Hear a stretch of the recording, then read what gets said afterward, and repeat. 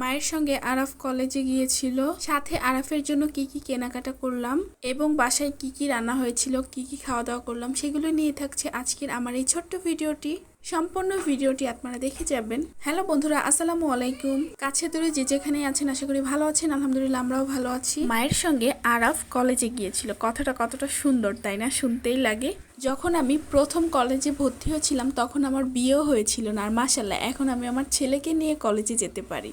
তো চলেন পুরো ভিডিওটা শুরু করা যাক। আর হ্যাঁ, রাতের বেলা কিন্তু আমাদের বাসায় পুরো পানি হয়ে বন্যা হয়ে গিয়েছিল, তো পুরো ভিডিওটা দেখলেই বুঝতে পারবেন। তো সকাল সকাল হচ্ছে আরাফকে আমি ঘুম থেকে উঠাচ্ছিলাম, যেহেতু অনেক সকাল, তখন প্রায় 8টা সাড়ে 8টা বাজে। তো উঠেই হচ্ছে ওর ড্রেসটা সুন্দর করে রেডি করে রেখেছি এবং ওকে প্যান্টটা পরাইছি। ওর তো ঘুম ঘুম এখনও ভাব, তো ও যেহেতু সলিড খাবার খায় ওকে কিছু একটু খাওয়াইছি। খাওয়ানোর পর হচ্ছে আমি খেয়ে নিচ্ছিলাম। এখানে হচ্ছে ভর্তা ভাত সকালে রান্না করেছিল।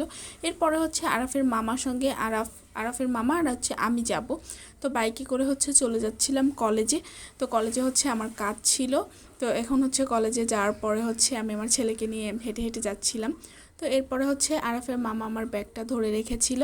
তো আরাফের বাবা এও এই কাজ করে, যখন আরাফের বাবার সঙ্গে কোথাও যায় তখন আরাফের বাবা ধরে রাখে, আর আরাফের মামার সঙ্গে যাচ্ছে ও ধরে রেখেছে। পরে কলেজের কাজ শেষ করে হচ্ছে এখানে এসেছি আরাফের শার্ট কেনার জন্য। তো এখান থেকে হচ্ছে আরাফের জন্য পছন্দ মতো শার্ট কিনে নিয়েছি। তারপরে বাসায় এসে দেখি এখানে হচ্ছে আম্মু সবজি কাটতেছিল। এখানে হচ্ছে মুরগির মাংস রান্না করবে, সবজি রান্না করবে মাছ দিয়ে, আর এখানে মাছ ভাজতেছিল।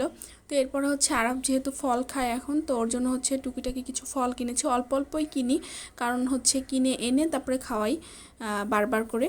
তো এরপর হচ্ছে এখানে শাক ভাজি করেছে, মাছ রান্না করেছে ধুন্দল দিয়ে, এখানে পটল ভাজি ছিল, আর হচ্ছে মুরগির মাংস ছিল, সেটা হচ্ছে গ্যাসের চুলোর উপরে ছিল। তো এই তো মুরগির মাংসটা খেতে যে কি মজা হয়েছিল।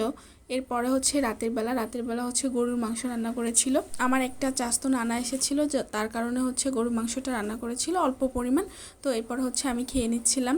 তো আমি বসে বসে খাচ্ছিলাম গরুর মাংস দিয়ে আর হচ্ছে শাক ভাজি দিয়ে। তো আমি হচ্ছে প্রথমেই শাক ভাজি দিয়ে খাচ্ছিলাম। আর যে নানার জন্য গরুর মাংসটা রান্না করেছিল সে হচ্ছে মুরগির মাংস খায় না, বেদ হয়, তার জন্য রান্না করা হয়েছিল।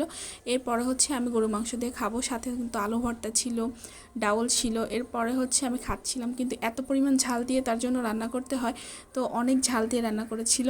তো এরপরে হচ্ছে রাতের বেলায় পানির ফিল্টারের কলটা ছেড়ে রেখেছিল, মানে জগে পানি ভরতেছিল, ছেড়ে রেখেছিল। তারপর হচ্ছে বাসা পুরো পানিতে ভরে গেছে, প্রায় 20 লিটারের মতো পানি একদম নষ্ট হয়ে গিয়েছে, পড়ে একদম ফ্লোরে ভরে গিয়েছিল। এরপর এগুলো মোছা ধোয়া করলাম। তো আজকের ভিডিওটা এই পর্যন্তই।